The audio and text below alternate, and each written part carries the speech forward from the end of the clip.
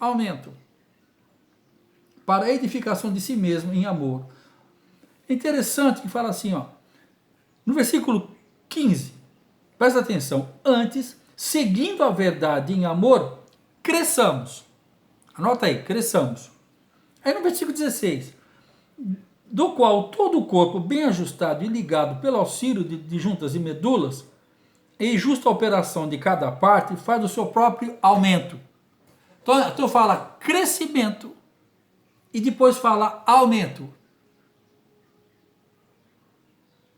Primeiro, crescimento, depois aumento.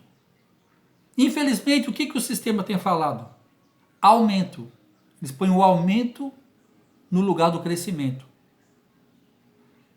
E uma coisa é você ter uma igreja grande, aumento. Outra coisa é você ter uma grande igreja, crescimento. Nós não podemos colocar aumento antes do crescimento. O crescimento é amadurecer o povo. Porque se você estiver priorizando o aumento sem crescimento, você não vai ter uma igreja. O que você vai ter? Um lugar de criança. Por quê? Sabe? É uma creche que a gente chama, né? Uma creche, né? Você vai ter um monte de criança. O que faz uma criança, gente? Criança, o que ela quer? Ela só pensa em beber, comer, dormir. ela só pensa em benefício. Criança, ela não suporta, ela não entende compromisso. Ela só quer benefício. O crente técnion, ele só pensa o quê? Em ter benefício. E o crente tex, esse cara, ele quer muito fazer. Ele quer muito fazer a obra de Jesus. Ele conhece Deus, estuda muito, faz muito, mas somente os filhos ruivos conhecem o Pai. Quantas e quantas vezes, meu irmão, meus irmãos, minhas irmãs, quantas e quantas vezes eu tenho conversado com obreiros, não é? Em que eles falam muito do fazer, mas pouco eles sabem do se relacionar com o Abba Pai. Porque quando a gente fala de Deus, a gente fala da sua atividade. Agora, do Abba é a sua natureza intrínseca. Poucos conhecem. Poucos conhecem. Porque de Deus você estuda. Agora do Abba ele se revela. Por isso que Paulo fala, quando aprove a Deus manifestar o seu Filho em mim, então eu fui. Por isso que demorou tanto tempo, que ele ficou na Arábia, vai para lá, vai para cá. Não é? Porque uma coisa é você falar a respeito de alguém que você leu, de Jesus. Outra coisa é você ser um testemunho de Cristo. Que a terra aguarda a manifestação. Que manifestação? Dos filhos de Deus, dos ruivos de Deus. O que eles... Ele falou manifestação. Entendeu? Não falou atividade. Falou manifestação. É algo, chama faneroses isso a gente vai estudar no mundo. Não tem nada a ver com aquilo que eu faço, com aquilo que predico, com aquilo que eu prego. Mas com um suave aroma. Pum. Sabe? É isso que a terra aguarda. A terra não aguarda pela manifestação dos crentes. Porque Jesus não é crente, Jesus é santo. Entende? Ele é acima de todas essas coisas. Estão entendendo? E isso, se lembra que Davi fala assim, foi bom, Senhor, ter me repreendido para que eu aprendesse a guardar os teus mandamentos. Por isso, Jesus alcançou maior autoridade. Por quê? por paternidade, ele foi sendo submisso. É interessante aquela transição, né? José foi o pai, adóptio, foi o pai de Jesus até os 30 anos. Depois dos 30 anos, ele sai de cena e ele entra nessa ruiostesia. Isso é muito forte. Isso é muito forte. O ministério de José, ele é tremendo, porque ele adota. Porque quando fala na Bíblia da adoção, nós temos uma ideia de adoção aqui no nosso país, como aquela pessoa que vai ali numa casa, né, vai ali numa associação e pega uma criança para cuidar. Isso é adóptio. Mas não é essa palavra que tá na Bíblia. Na Bíblia fala ruiostesia. É outra palavra para adoção. Quando fala de adoção, ali fala que para maximizar, é aquele que já é criado, para amadurecer o que é criado.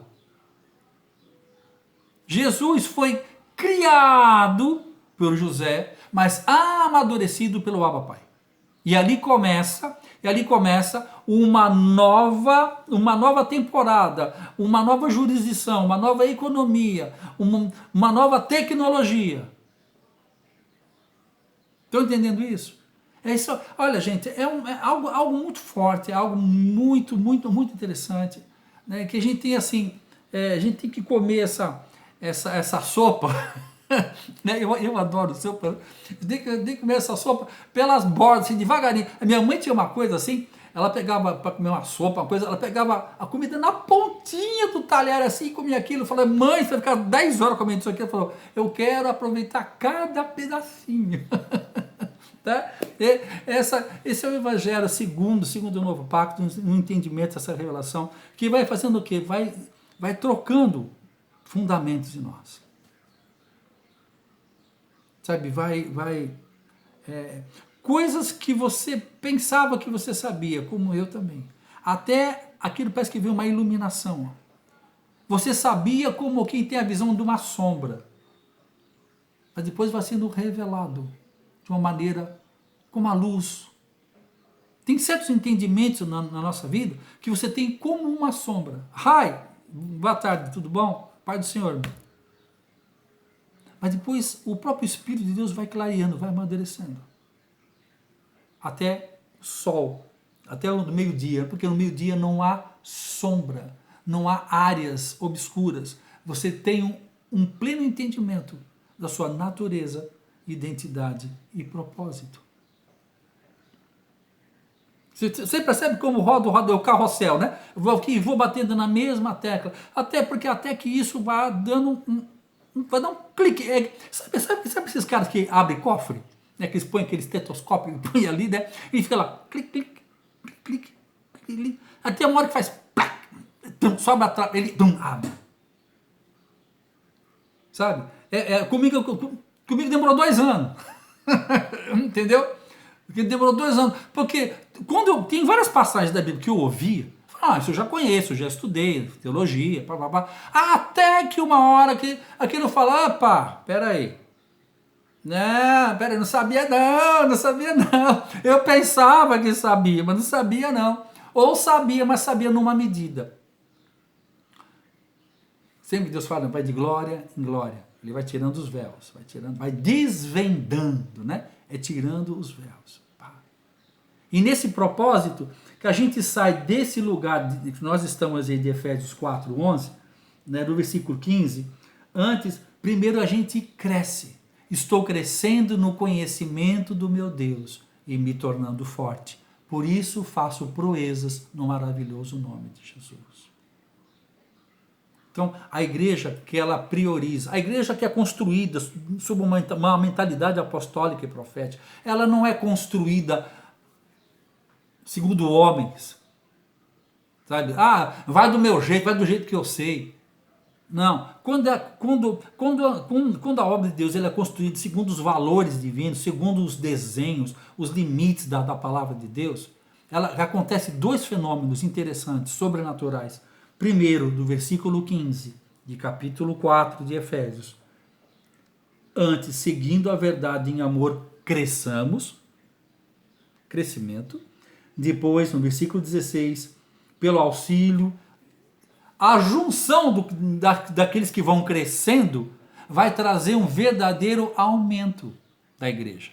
A igreja aumenta, por quê? Porque tem homens e mulheres, filhos e filhas crescidos.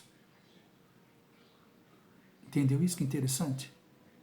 Aqui no original, a palavra cresçamos, cresçamos ia também no aumento. No original, essa palavra é O-X-A-N-O. Oxano. Oxano. Essa palavra no original, oxano, significa um crescimento constante. Um constante movimento de crescimento e aumento.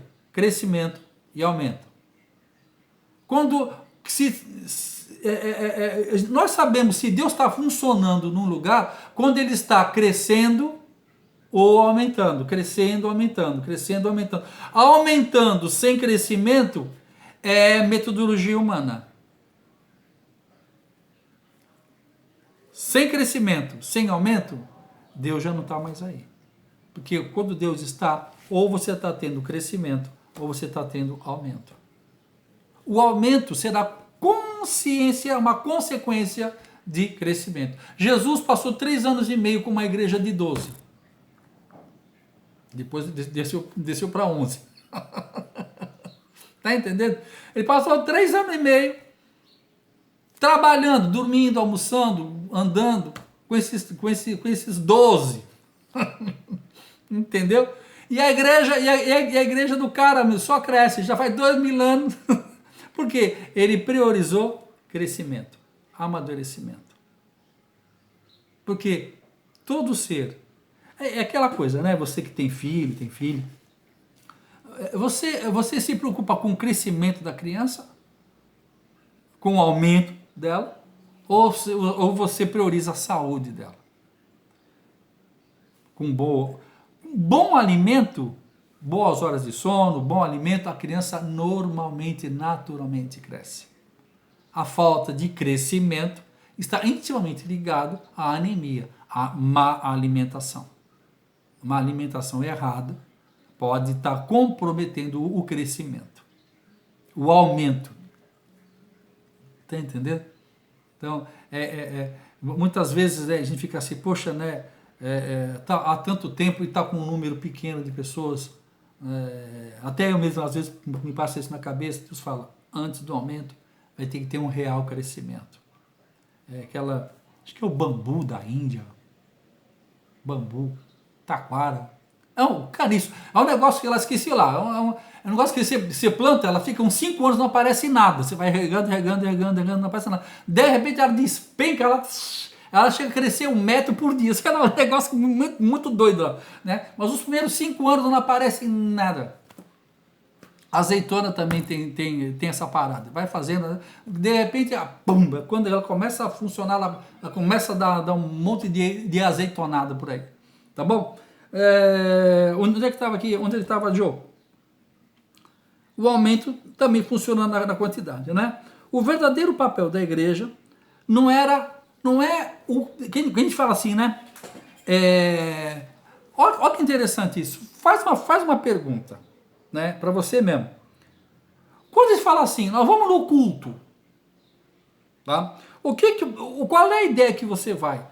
Eu vou praticar uma liturgia. Ou, quando fala vamos no culto, se assim, nós somos no lugar de cultura. Porque a palavra culto no original, que eu falava para a igreja, era de cultura, aprendizado, não de liturgia. Hoje, a igreja gasta muito mais tempo com liturgia, com culto, do ocultismo de culto, tá entendendo? Do que de culto de cultura. Estou crescendo no conhecimento do meu Deus e me tornando forte. Hoje pratica-se culto para fazer o quê? Alimentar a crença. Quando, na verdade, devia dar educação para aumentar a fé. Porque crença é uma coisa, fé é outra. Crença é aquilo que eu produzo. Fé é aquilo que Deus produz em mim. E a fé vem pelo vídeo do RHMA, do Rema de Deus. Até que você está abolindo a liturgia, não. A liturgia, ela faz parte. O problema é que ela deixou de ser prioridade. Se tornou cansativo. Se você fala, vamos fazer um culto de adoração, um culto de... Vem, gente. Você fala, vamos fazer um culto de ensino? Quase não vem. Porque as pessoas não querem mais perder tempo com isso. Infelizmente, a igreja, a mentalidade do homem, de modo geral, está se transformando cada vez mais hedonista. Vive para os prazeres. Então, eles querem buscar um Deus que satisfaça os seus prazeres. E não um lugar que eles vão abrir mão dos seus prazeres para conhecer a vontade do Pai. Pai, seja feita a sua vontade. E a terra segue, e ainda esperando, pela manifestação de homens e mulheres que resolvem ouvir a voz do Espírito. Sai de onde você está, para onde eu quero te enviar. Por isso, Abraão foi chamado pai da fé. Aquela palavra o hebreu, a palavra hebreu, né? Ela vem do original Avru. O que é Avru? Avru era aquele que ultrapassava as barreiras, saíam das suas estruturas. Por isso Abraão foi chamado pai da fé, porque ele ouviu, Deus falou, não foi ele que foi pela sua alma, tá? Ele ouviu Deus falar, sai desse lugar e vai para um lugar. Sai desse e vai para um. Quando ele obedeceu, ele se tornou um Avru, um hebreu. Um hebreu é aquele que é um peregrino em Deus, ele sai numa jornada. Você lembra quando fala lá no livro de Hebreus, de Avrus, né? E Abraão andou pela terra como quem buscava uma pátria. Uma cidade não edificada por mãos humanas. O que é uma pátria hoje? Naquela época era Promised Land, a terra prometida. O que é isso hoje? Hoje você sai buscando a igreja que não é fundamentado por regimes e dialetos e liturgias humanas. Uma cidade edificada não por mãos humanas, mas por Deus. Eu digo isso por experiência própria. Experiência própria. Eu estava num lugar, num belo lugar, estava ali. E no dia 26 de outubro, meu aniversário, Deus falou para mim, em sonho, Deus falou para mim, sai daí e vai para lá. E se eu não saio? Está entendendo isso? E se eu não saio? Deus vai me amar mais? Deus vai me amar menos? Mas, o quanto eu teria perdido se eu tivesse obedecido. Porque nós somos muito acomodados. Agora Deus quer sempre, né? Não vos conformeis com este cosmos, mas transformai-vos pela renovação da vossa mente. Então conhecereis qual seja a boa, agradável e perfeita vontade de Deus para o vosso viver. Deus tem 3 níveis de vontades para nós. A primeira é onde você está, que foi ele que te colocou, glória a Deus. A segunda é o da jornada. Olha, uma outra coisa para vocês entenderem a respeito da natureza de Deus. Deus, a prioridade de Deus não é o teu sucesso. A prioridade de Deus é fazer da sua caminhada com Ele um processo. Sabia? Porque Ele é todo poderoso, Ele pode mudar a tua situação, assim, por que Ele não muda? Por que Ele não mata os teus inimigos? Por que Ele não paga os teus boletos? Entendeu? Por quê? Porque Ele não quer transformar as coisas à sua volta, sem antes transformar você. Não vos conformeis com este mundo, mas transformai-vos pela renovação da vossa mente. Então, a gente muitas vezes quer fazer campanha para transformar as coisas à nossa volta, quando na verdade Deus quer transformar você primeiro.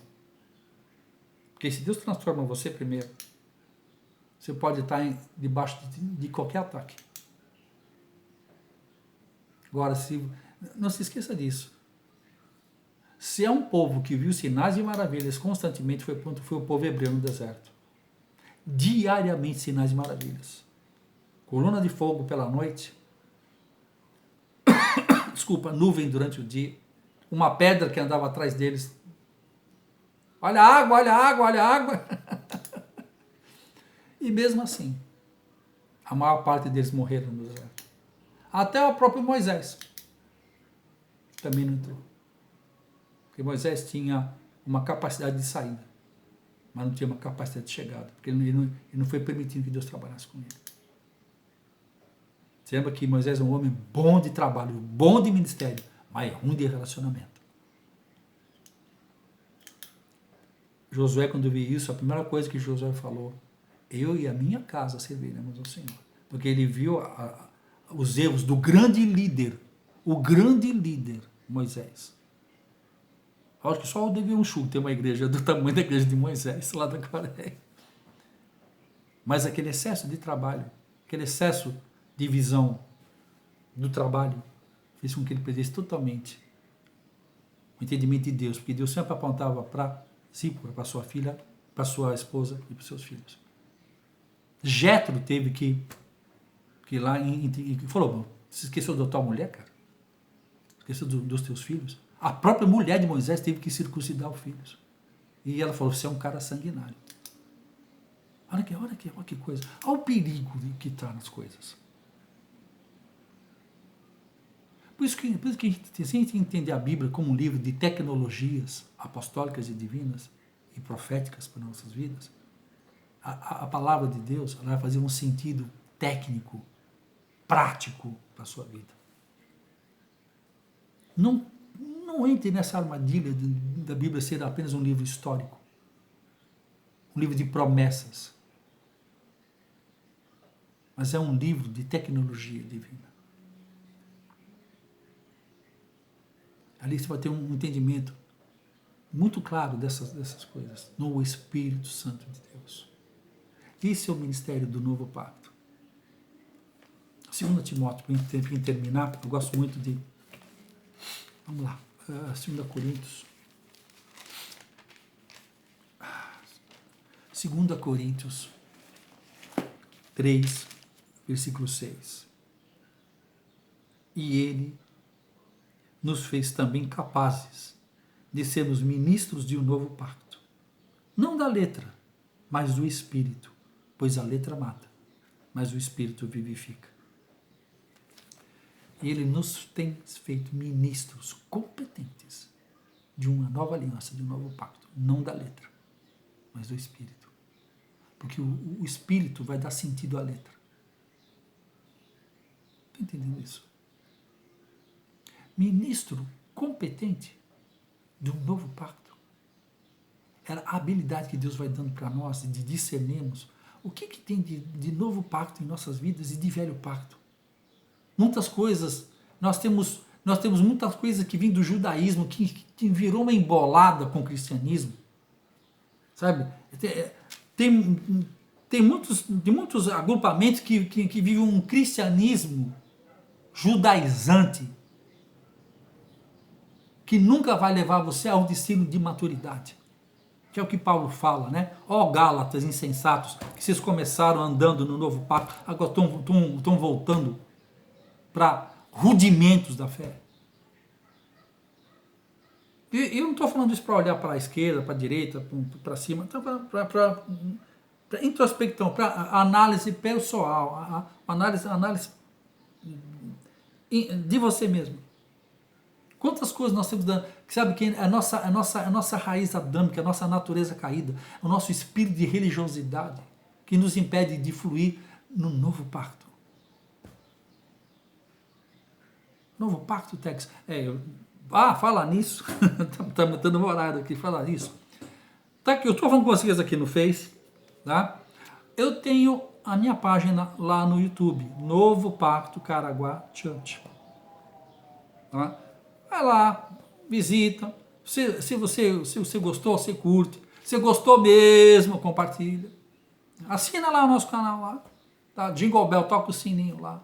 Novo Pacto Caraguá Church no YouTube. Ok? Nossas reuniões Novo Pacto Caraguá Church em Caraguatatuba são às quintas-feiras, 19h30 e domingos, 19 horas. Tá? Nós vamos entrar num recesso aí, nós vamos ter agora a quinta-feira, a nossa última reunião dessa semana, domingo não vai ter, na outra semana não, nós voltamos na outra semana. Ok? Mas como eu sei que eu não vou aguentar ficar muito tempo sem falar, né? Provavelmente eu vou continuar ministrando alguma coisa aqui por casa mesmo.